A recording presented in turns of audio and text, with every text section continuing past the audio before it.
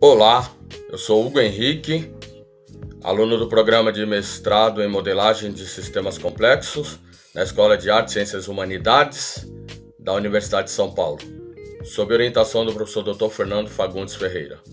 Venho aqui hoje falar aí do trabalho da disciplina de Sistemas Complexos 1, ministrado aí pelos professores Dr. Camilo Rodrigues Neto e pelo professor Dr. Fernando Fagundes Ferreira, que é meu orientador. Esse trabalho foi publicado na série de conferências da Academia Indiana de Ciência no ano de 2020, cujo link você pode acessar aí embaixo, né? Tá aqui o link, você pode acessar se você quiser. E o trabalho fala sobre o efeito Warburg, que é uma transformação no processo metabólico das células que possuem uma transformação tumoral. Para apresentar esse trabalho, eu fiz uma pequena organização aqui.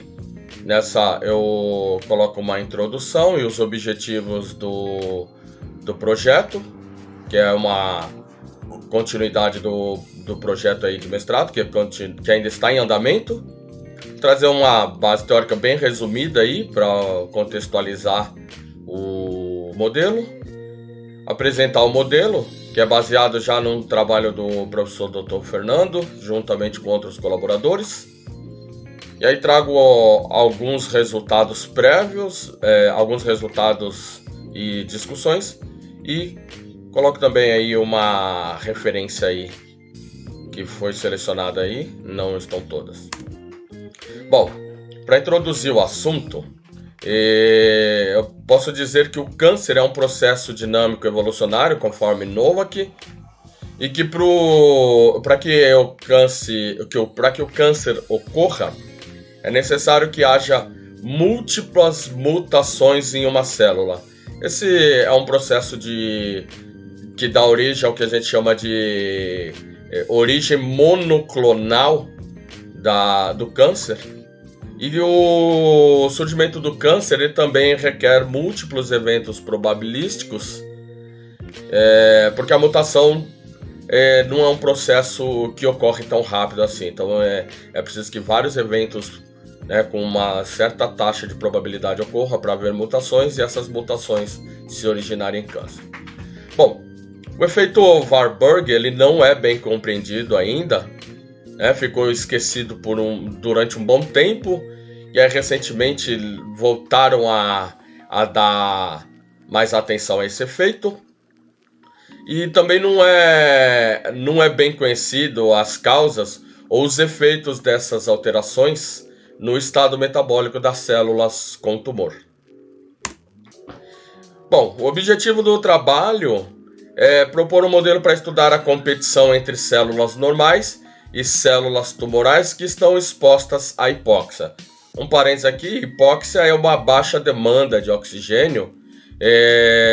O oxigênio é praticamente um produto muito importante no processo de respiração celular e no processo aí de manutenção da vida de um organismo vivo. E essa baixa presença de oxigênio torna o ambiente bem mais ácido, o que para células normais isso é ruim. Um ambiente ácido ele é tóxico para células normais, porém para células tumorais ele não é tão tóxico assim. O câncer pode ser considerado um sistema complexo. As células precisam de energia para cumprir o seu papel biológico. Essa energia ela vem do metabolismo, que é uma rede complexa de processos de evolução. Essa rede é uma rede de reações químicas que acontece nas células e naturalmente as células elas fazem um processo de respiração celular chamado de fosforilação oxidativa mitocondrial, mas existem outros processos. Depois eu vou colocar uma figura demonstrando outros processos, mas aí além da fosforilação, nós temos o processo de glicólise, né? E aí é um processo que pode ser aeróbico ou anaeróbico. Aeróbico quando existe a presença de oxigênio e anaeróbico quando não há a presença de oxigênio. Bom, ainda com relação ao câncer ser um sistema complexo, novas propriedades emergem dessas interações de unidades mais simples. Por exemplo, a interação entre moléculas, células, órgãos, organismos em diferentes níveis de escala. Então, o câncer pode ser estudado em diferentes níveis de escala. Essas propriedades de todo o sistema, elas não podem ser previstas com segurança a partir do conhecimento das propriedades das unidades mais isoladas. Saber como uma molécula trabalha em si não me permite dizer como é que é o comportamento do sistema simplesmente a partir do funcionamento de uma molécula, visto que nós temos vários tipos de moléculas aí presentes em um organismo vivo. Então aí, talvez essa frase esteja em quase todos os livros de sistemas complexos, em que o todo é mais que a simples soma de suas partes. Como sistemas complexos, novos e inesperados padrões de interação entre os componentes podem mudar o sistema para um novo estado com propriedades muito diferentes. Isso dá a ideia aí do fenômeno de emergência, que também é um fenômeno muito interessante e estudado em sistemas complexos. Então, emergência aí de novos com propriedades muito diferentes, isso acontece muito no câncer, né? Embora a palavra câncer ela esteja aí definindo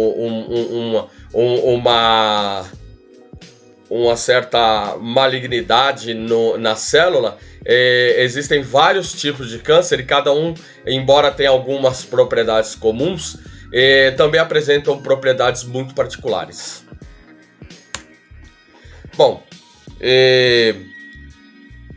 para falar um pouquinho de axioma do Friedval e Roux, o câncer, conforme esse axioma de Friedval e Roux, ele precisa passar por 3 estágios para que ele ocorra, que é o estágio de iniciação, o estágio de promoção e o estágio de progressão.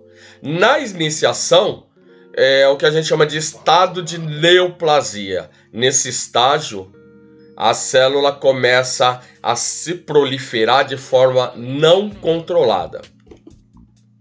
Já no estágio de promoção, as células tumorais elas são estimuladas a proliferar para formar o que a gente chama de tumor visível. Até então, no estágio de iniciação, não é possível ver esse tumor. Então, no estágio da promoção, esse tumor ele passa a ser visível. E no estágio de progressão, esse tumor ele ganha o aspecto de maligno a partir de tecidos portadores de tumor benigno. Bom, um outro trabalho muito importante, talvez um dos trabalhos mais acessados aí na literatura de câncer, é o trabalho aí proposto por Hanahan e Emberg nos anos 2000, e ele intitula Hallmark of Cancer, que ele postula 6 condições que precisam acontecer para que haja câncer.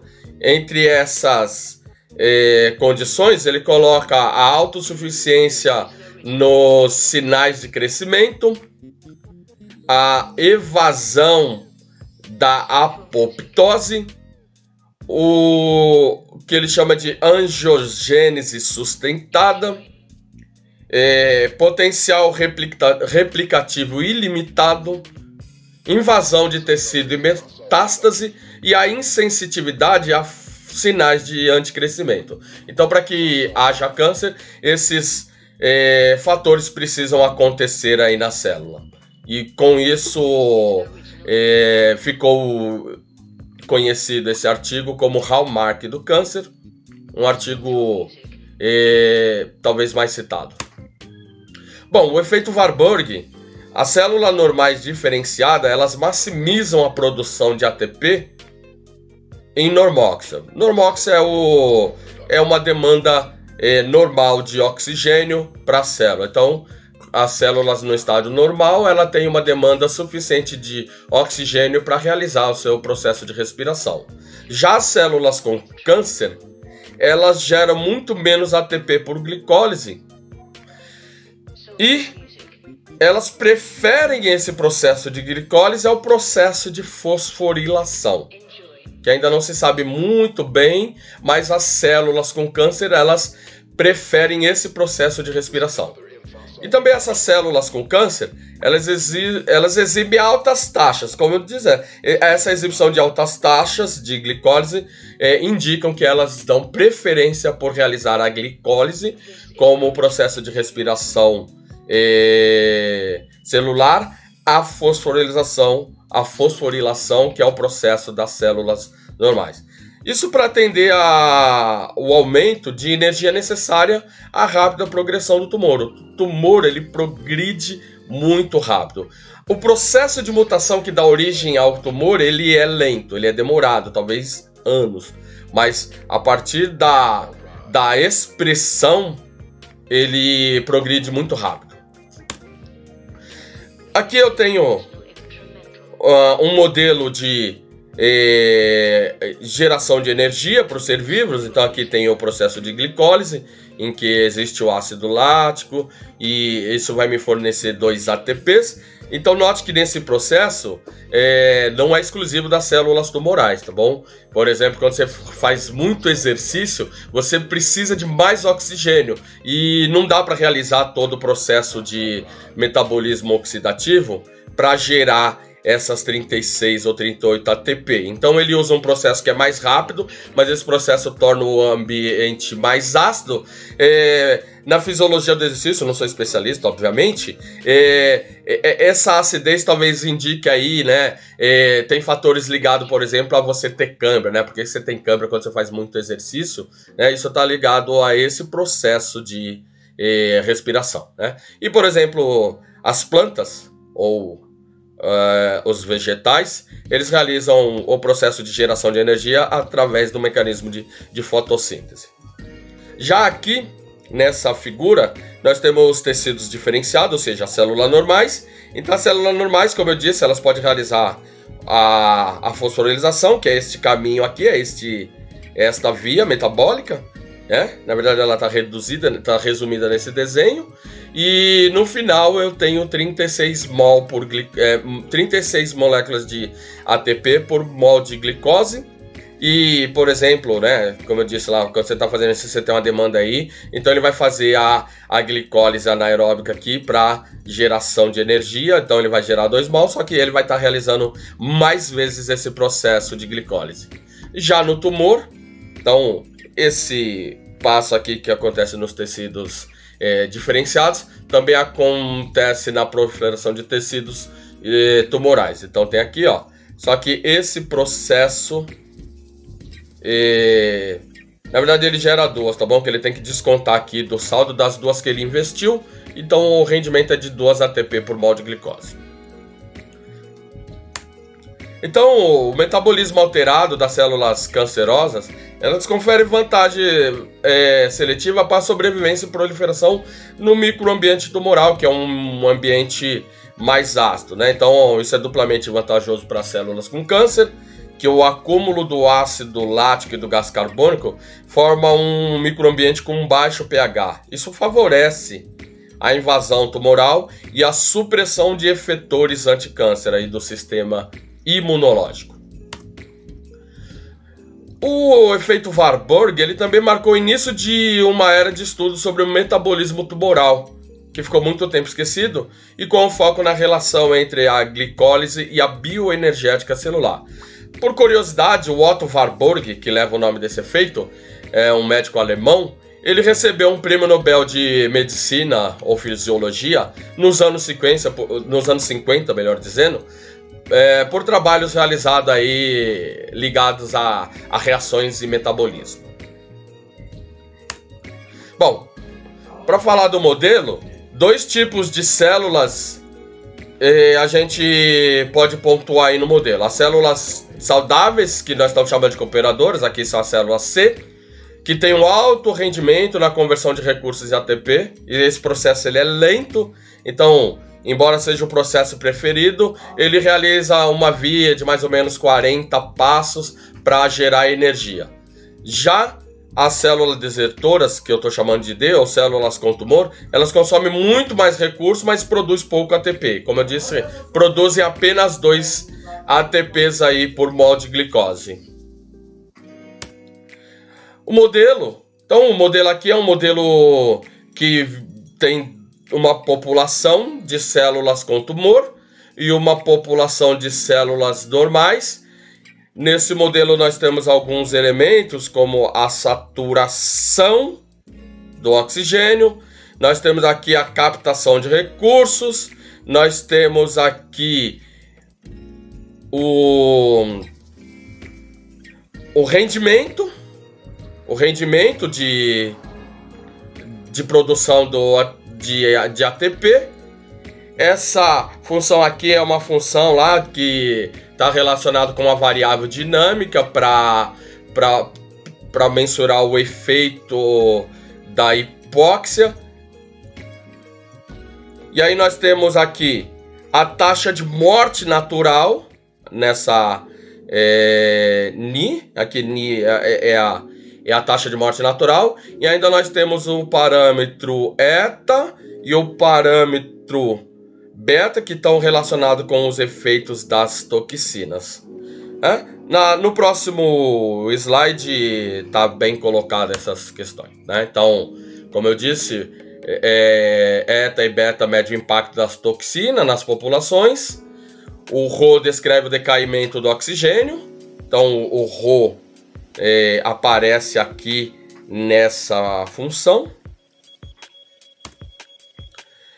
Essa função aí ela foi proposta por Sabir, e nessa função aparece o parâmetro lambda. Esse K aqui é subscrito. Então essa função eu tenho um parâmetro lambda para cada K aqui variando de 1 até 2, porque nós temos duas populações, mas se tivesse outros tipos de população no modelo, o K estenderia para os outros parâmetros. E aqui ainda nós temos esse parâmetro gama, que está multiplicando aqui essa função de θ. Bom, e aí a hipóxia é descrita por uma variável dinâmica, né, que afeta a taxa de mortalidade de ambos os tipos de célula. A eficiência metabólica é afetada pela hipóxia. Então introduzimos o termo aqui, esse termo 1 menos F, que multiplica aí a saturação em ambas as equações acima. Bom, a solução de equilíbrio do modelo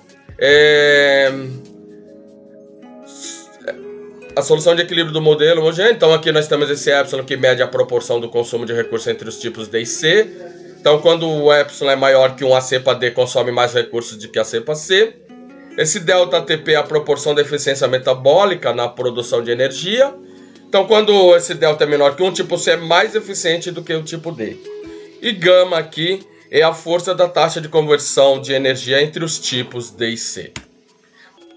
Essa região aqui da célula saudável, essa região em que ainda há o convívio de células saudáveis com células tumorais, e aqui em que só existem as células tumorais. Então a população azul é a população aí de saudáveis, a aldeia de tumorais. Essa linha contínua é a região de equilíbrio estável, enquanto que a linha tracejada é a de equilíbrio instável. Então, se a gente observar aí, ó, essa região a região de invasão, ó, ela aumentou. A região de invasão aumentou entre as células saudáveis e tumorais. Então, note que há um deslocamento para a esquerda da linha, em que diminuiu o espaço aí das células saudáveis, ou seja, existem mais células tumorais invadindo as células saudáveis. E nesse outro, a região diminuiu mais ainda. E aí temos os parâmetros que estão lá no modelo. Então, o parâmetro gama, epsilon, aqui os recursos, né, glicólise, a saturação para tipo D, saturação para tipo C, o parâmetro beta, o parâmetro eta e o parâmetro gama que vem lá da função de saber.